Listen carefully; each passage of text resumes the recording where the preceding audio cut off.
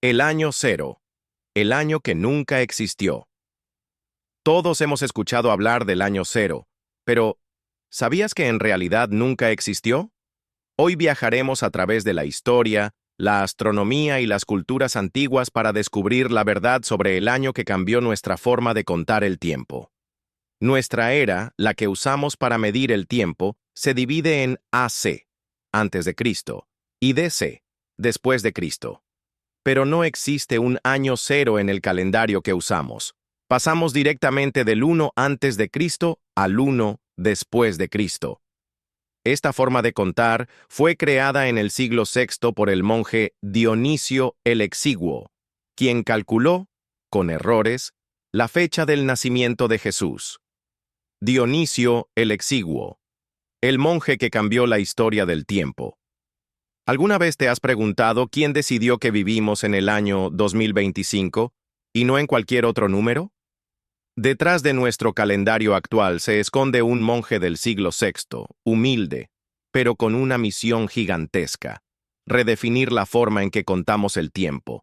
Hoy conocerás a Dionisio el Exiguo, el hombre que inventó el año 1 y cuya idea todavía marca nuestra vida diaria, aunque cometió un error histórico que arrastramos hasta hoy. En aquella época, el calendario no se basaba en el nacimiento de Cristo. Los romanos contaban los años desde la fundación de la ciudad de Roma o desde el reinado de ciertos emperadores.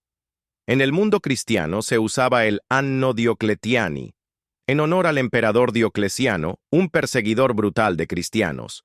Para Dionisio, esto era inaceptable. ¿Cómo podían los cristianos contar el tiempo en base al nombre de un tirano? En el ocaso del siglo III, el Imperio Romano estaba al borde del colapso.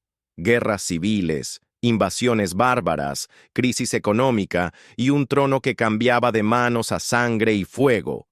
Fue entonces cuando un hombre, nacido lejos de las élites romanas, se levantó para salvar el imperio. Su nombre, Diocleciano. Diocleciano nació en Dalmacia alrededor del año 244 después de Cristo, en una familia humilde. Su ascenso no fue por herencia, sino por mérito y espada. Sirvió en el ejército romano, demostrando una inteligencia y disciplina que lo llevarían a comandar legiones. Tras el asesinato del emperador Numeriano, Diocleciano fue proclamado emperador en el año 284 después de Cristo. No heredaba un imperio glorioso, sino uno en ruinas. Pero él tenía un plan para cambiarlo todo. Diocleciano comprendió que un solo hombre no podía gobernar un imperio tan vasto. Dividió el poder en la famosa tetrarquía: 2 emperadores, Augustos, y 2 subemperadores, Césares. Así, el imperio se administraba de forma más eficiente y las fronteras estaban mejor defendidas. Reformó el sistema fiscal, fortaleció el ejército, reorganizó las provincias y trató de controlar la inflación con el edicto de precios máximos. Aunque no todas sus reformas funcionaron, su gobierno trajo estabilidad tras décadas de caos. Diocleciano es recordado también por iniciar la persecución más brutal contra los cristianos en la historia de Roma. En 303 después de Cristo, ordenó destruir iglesias, quemar escrituras y obligar a renegar de la fe, creyendo que la unidad religiosa era clave para la unidad del imperio.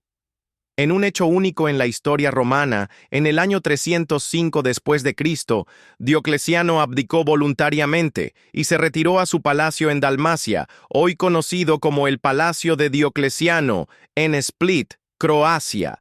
Allí pasó sus últimos años cultivando su jardín, mientras el imperio volvía a caer en el caos. Diocleciano no fue un héroe perfecto. Sus reformas no sobrevivieron del todo, y su persecución dejó una mancha oscura. Pero logró lo que pocos creían posible: devolver a Roma décadas de estabilidad. Fue el emperador que comprendió que el poder no siempre se sostiene con una sola corona, sino con una estructura capaz de resistir el tiempo. Dionisio propuso una idea revolucionaria: contar los años a partir del nacimiento de Jesucristo. Así nació el sistema Anno Domini, Año del Señor. Según sus cálculos, Jesús había nacido 525 años antes de su propuesta, y fijó ese momento como el inicio de la era cristiana. Sin embargo, hoy sabemos que Dionisio se equivocó por unos 4 a 6 años. Jesús probablemente nació entre el 4 y el 6 antes de Cristo. Sí, eso significa que Cristo nació antes de Cristo, según nuestro calendario. Aunque su calendario no se impuso de inmediato, con el tiempo fue adoptado en toda Europa, especialmente gracias al trabajo del monje Beda el Venerable en el siglo VIII. Hoy, el sistema de Dionisio es la base del calendario gregoriano que usamos en casi todo el mundo.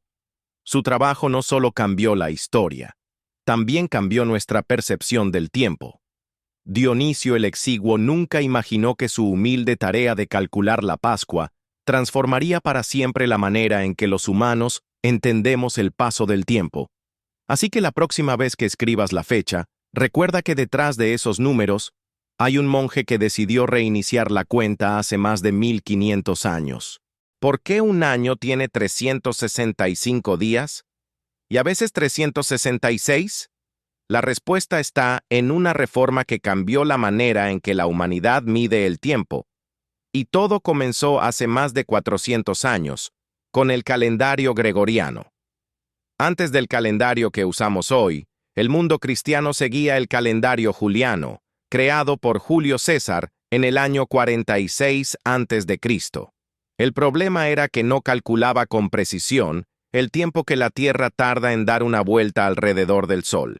365 días y 6 horas. Esa pequeña diferencia de minutos, año tras año, hacía que el calendario se desviara, y las estaciones ya no coincidieran con las fechas. Dato curioso. En 1500, el equinoccio de primavera caía 10 días antes de lo previsto.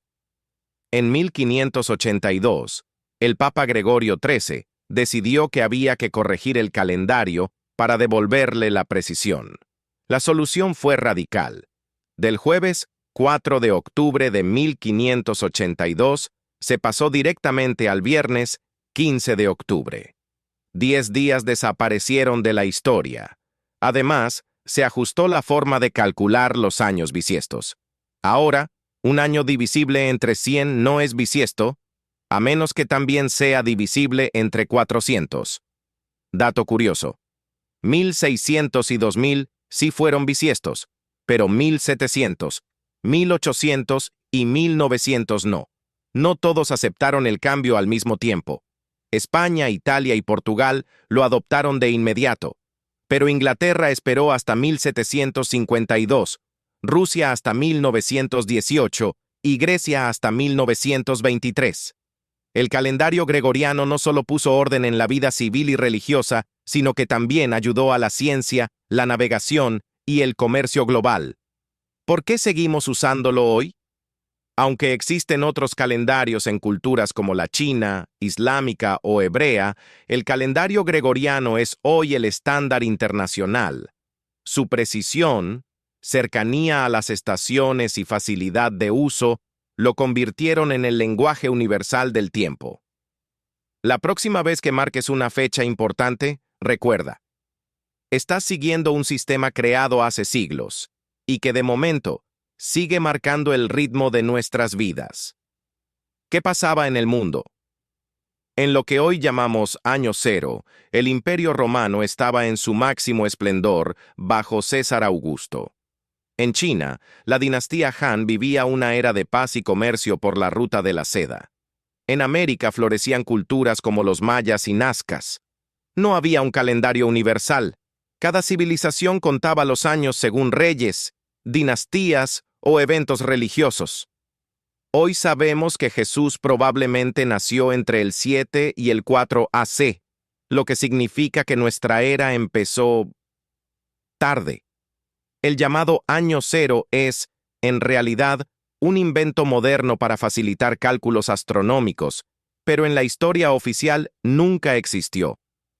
En astronomía sí existe el Año Cero, y es muy útil para calcular eclipses y posiciones de planetas. Los historiadores y programadores también lo usan para evitar confusiones. El año cero es un puente imaginario entre dos eras. Aunque no existió como tal, nos recuerda que el tiempo es una construcción humana y que nuestra historia siempre está sujeta a cómo decidimos contarla. Si te gustó esta historia y quieres conocer más secretos históricos como este, suscríbete y activa la campanita para no perderte ningún episodio.